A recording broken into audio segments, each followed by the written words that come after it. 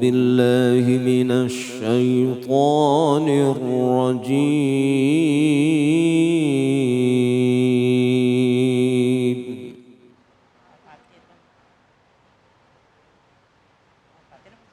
بسم الله الرحمن الرحيم.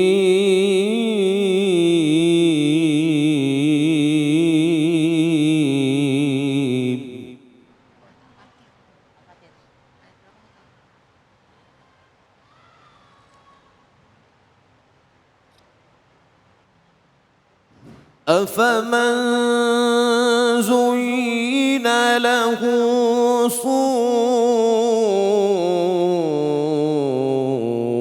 عمله فرآه حسنا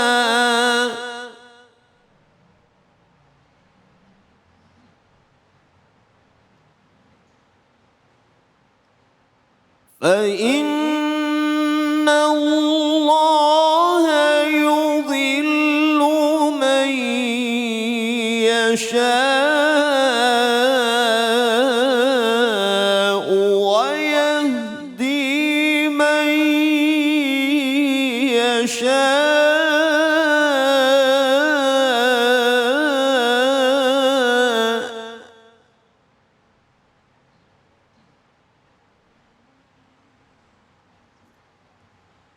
ويهدي من يشاء فلا تذهب نفسك عليهم حسرات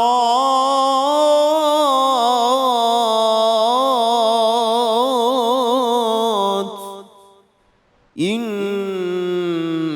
الله عليم بما يصنعون.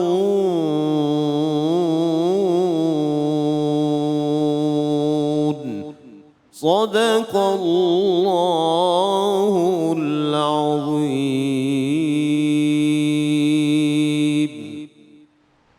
Alhamdulillah, terima kasih banyak Ustadz Muhammad Ismail Budiman yang telah membacakan ayat suci Al-Quran surah Fatir ayat 8. Ya, surah Fatir ayat 8. Dan langsung saja kita simak kajian bersama dengan guru kita, kandidat doktor Ustadz Awaluddin Ghaffar dengan tema yaitu ciri-ciri orang yang mendapatkan hidayah. Fadhal Ustadz, fadhal. Syukran Ustadz David.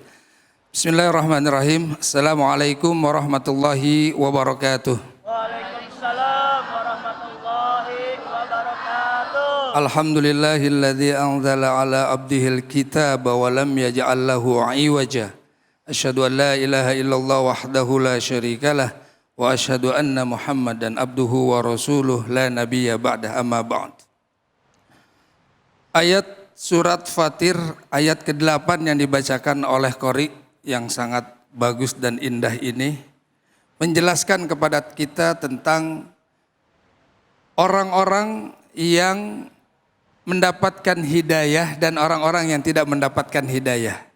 Ayat ini menjelaskan tentang bagaimana setan mengganggu manusia agar mereka lupa dengan hidayah yang telah Allah siapkan untuk setiap manusia. Kita lihat 2 ayat atau 3 ayat sebelumnya.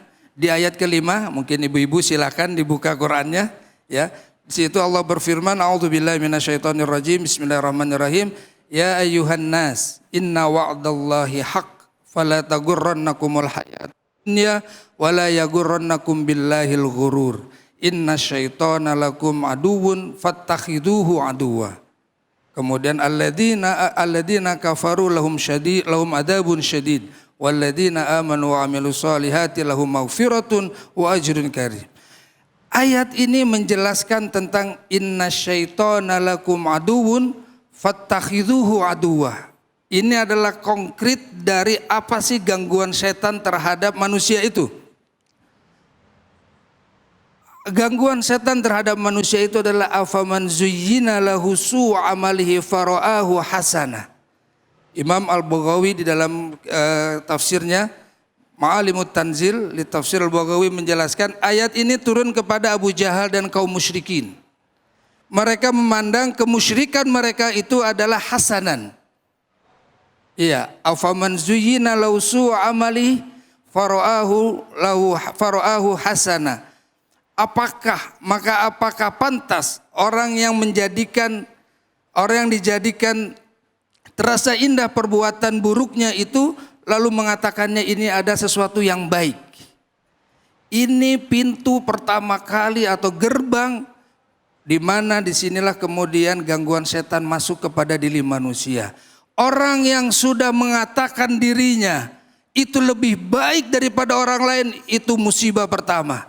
Padahal yang dikerjakannya itu adalah salah. Afaman zuyyina lahu su'u amalihi fara'ahu hasana. Apakah memang terlihat baik orang-orang yang mereka berbuat kejelekan sebetulnya mereka pandang itu baik.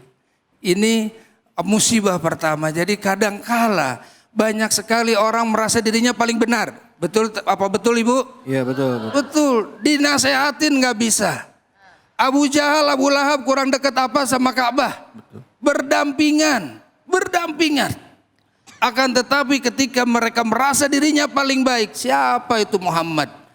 Baru datang kemarin kemudian ingin mengganggu ibadah kita, ingin mengganti Tuhan kita. Siapa itu Muhammad?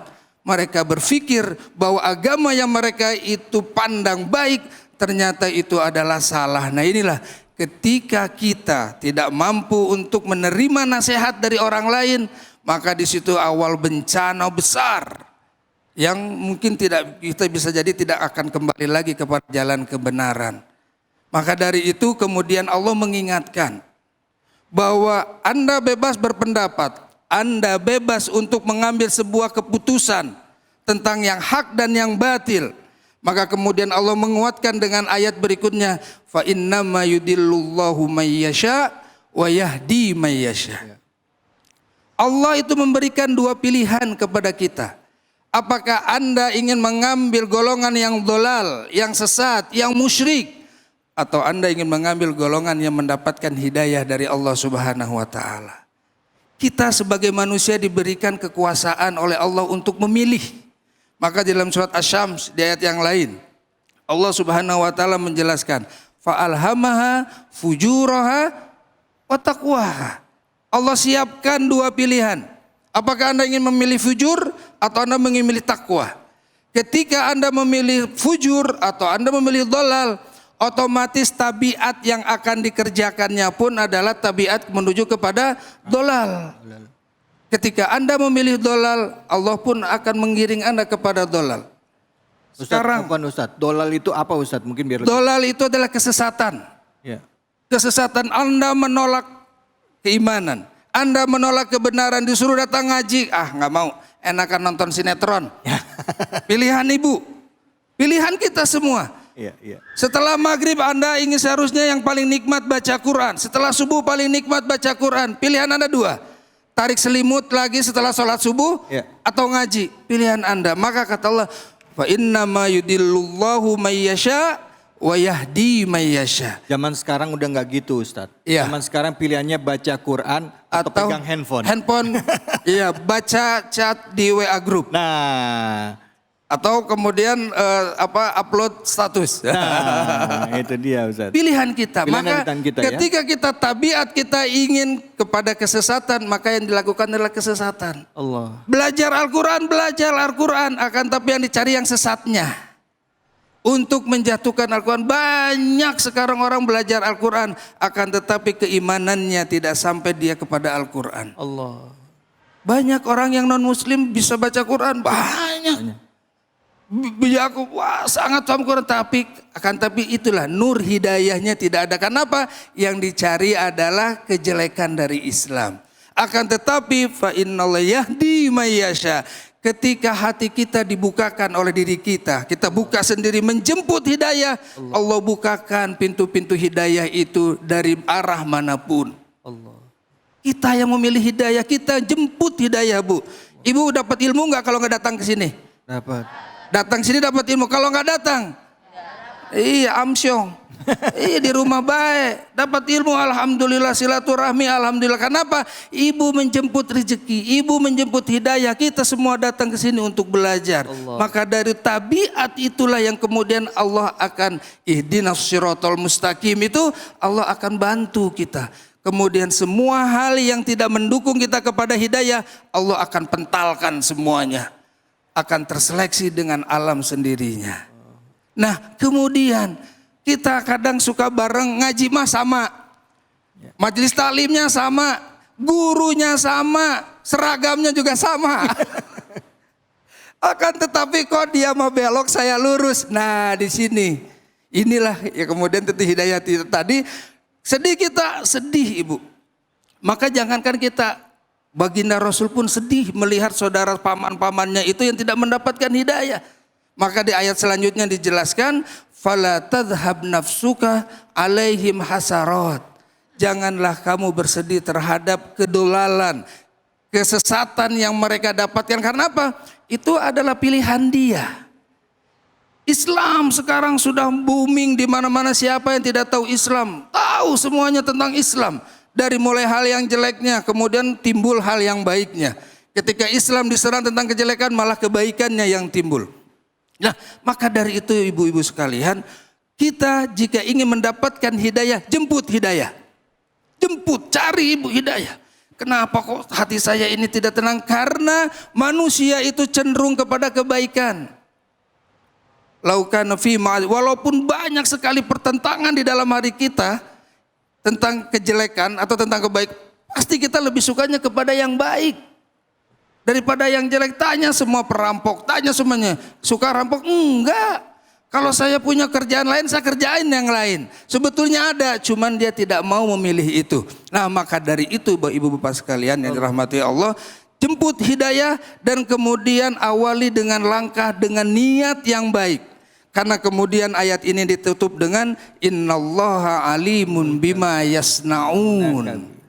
Sesungguhnya Allah Maha mengetahui apa yang kamu kerjakan atau apa yang kamu perbuat. Menariknya dengan kalimat sona'ah. Yasna. Yasna itu adalah menggabungkan dari beberapa material kemudian dijadikan satu, itu jadi sebuah produk. Kita punya akal, kita punya hati, ada Al-Quran, banyak sekali pilihan. Ibu memilih mana? Hidayah. Allah akan tahu bahwa kita menjemput hidayah. Ada Al-Quran, ada ini, tapi yang dicari adalah kejelekan Islam. Allah akan tahu tujuan orang tersebut, maka akan digiring kepada sebuah kejelekan. Maka dari itu, ini kesempatan dari kita bagaimana mendapatkan hidayah, jemput hidayah, dan jangan lupa untuk selalu berdoa kepada Allah Subhanahu wa Ta'ala untuk mendapatkan hidayah. Apa doanya? Kalau ibu bapak sering sholat subuh dan baca kunut, itu ada doanya di situ. Apa? Allahumma hdina fiman hadait. Ya Allah, berikan saya hidayah sebagaimana engkau memberikan hidayah kepada orang-orang yang engkau cintai. Masalahnya sholat subuhnya kesiangan. Itu sholat subuh jam 7 mau pakai kunut nggak enak, jadi sekalian duha aja. Jadi bingung, ini sholat subuh atau sholat duha ini? Apalagi di depan mertua. Bukan pengalaman pribadi ini Ustaz. Begini, pas habis ruku rakaat kedua, mertua lewat, Allahu Akbar. Oh, sholat duha. Menantu saya sholat duha padahal sholat subuh yang kesiangan. Ada doa yang bisa kita panjatkan. Makanya itulah kekuatan doa. Doa Allahumma hdina fiman hadait wa afina, itu betul-betul doa ibu. Agar kita apa? Diberikan hidayah. Kalau sudah diberikan hidayah, insya Allah semuanya akan mudah. Kaki mudah untuk melangkah kepada kebaikan. Tangan mudah untuk bersedekah. Lisan mudah untuk berzikir dan membaca Al-Quran. Hadanallahu wa iyyakum ajmain. Allahu aqul haqqa wa sabila. Wassalamualaikum warahmatullahi wabarakatuh. Waalaikumsalam warahmatullahi wabarakatuh. Pintunya satu, merasakan indah perbuatan buruk, itu dia pintu masuknya setan ya, gitu ya Ustaz ya. Ya, silakan, ada yang mau bertanya, Ibu, silakan. Ya, langsung pertanyaannya. Namanya siapa? Assalamualaikum Ustadz. Waalaikumsalam warahmatullahi wabarakatuh. Saya Nina dari Majelis Taklim Muslimah Bacetan Nitura. Mau nanya Pak Ustadz, Ya, silakan. bila hidayah adalah wujud cinta Allah kepada makhluknya. Bagaimana bila mereka-mereka yang sampai akhir hayatnya dalam keadaan tersesat. Apakah itu berarti Allah tidak mencintai mereka? Terima kasih. Wassalamualaikum warahmatullahi wabarakatuh. Waalaikumsalam warahmatullahi wabarakatuh. Ini pertanyaannya kayak ujian tesis ya. Wah, kayaknya ini. Ini udah kayak penguji nih. Aduh, luar biasa Ibu, luar biasa pertanyaannya. Baik, bismillahirrahmanirrahim, saya coba jawab. Bagaimana kalau seseorang yang wafat kemudian dia tidak mendapatkan hidayah sampai akhir wafatnya, apakah Allah cinta dengan dia? Benci sama dia. Apakah Allah benci sama dia karena dia tidak mendapatkan hidayah tadi karena itu? tidak benci, ya. Baik. Tergantung bagaimana dia hidupnya dulu. Apakah dia mencari hidayah Allah atau tidak? Itu tadi, fa innallaha yudillu may yasha wa yahdi may yasha. Kalau dia selama hidupnya itu ada yang dicarikan adalah hidayah, berarti Allah akan bukakan pintu hidayah untuknya. Allah. Dengan cara apapun. Dengan cara apapun. Ibu pernah dengar seorang wanita yang hidupnya kafir terakhir cuman gara-gara ngasih minum seekor anjing. Seekor anjing. Coba seekor anjing Ibu. Pertanyaannya bagaimana caranya? Kenapa dia bisa memberi minum seekor anjing kalau bukan karena hidayah dari Allah Subhanahu wa taala? Itu. Makanya inilah hidayah ini harus terus kita cari.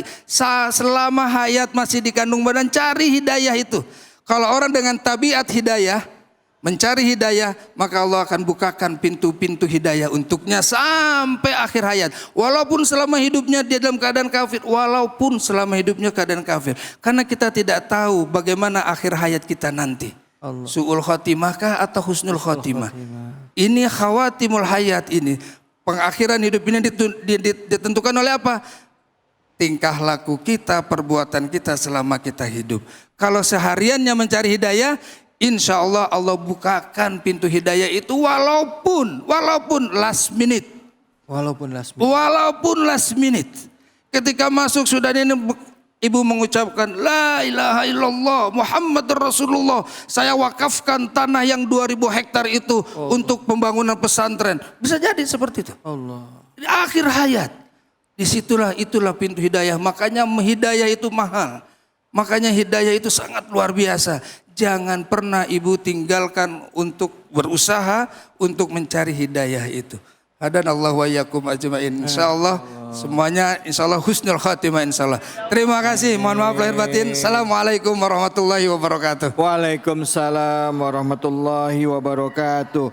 Saya kayaknya kalau sama Ustadz Awwaluddin nih kayaknya pengen nanya lagi Bu ya, penasaran ya Bu. Tapi karena waktunya terbatas nanti insya Allah datang lagi ke sini ya Ustadz ya. Insya Allah. Insya Allah. Jadi sering-sering ke Jakarta Ki, jangan di Makassar saja. Tergantung siapa makai yang ngundang. Iya. Tergantung ini undangan ini. Siap. Tiap hari ke Jakarta oke Mi itu. Siap Ki. Baik, jangan kemana-mana Mi. Kenapa saya jadi orang Makassar gini? Baik, jangan kemana-mana. Setelah ini kita akan ngaji bareng sama Kiai Munawir Ngacir. Munawir Ngacir. Hanya di sini, di Cahaya Hati Indonesia.